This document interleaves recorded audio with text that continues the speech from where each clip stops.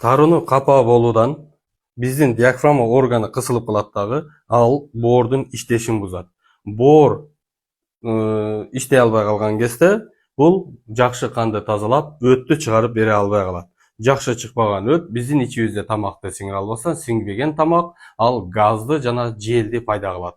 Ошондон биздин ичибиз көбөйөт, ич көпкөндөн кийин үстү көтөрүлөт дагы, организмге кислороддун жетишсиздигин алып келет. Андан сырткары өкпөнүн ичинде жүрөк жайгашкан үчүн жүрөктүн сыгылуусуна алып келет. Андан сырткары ич көпкөндөн кийин бөйрөктөн табарыска келген сидик каналдарын кысат дагы, бул бөйрөктүн ылдыйлашына алып келет жана ошондой эле бөйрөктүн давлениясына алып келет. Андан сырткары сигмовидный кишкада нарушение болот да, бутка кетүүчү кан тамырларды кысып, бут ооруга алып келет. Белге баруучу кан тамырды кысып, грыжа, протрузия, сколиоз ооруларына алып келет. Андан сырткары артрит, артроз ооруларын дагы пайда кылат.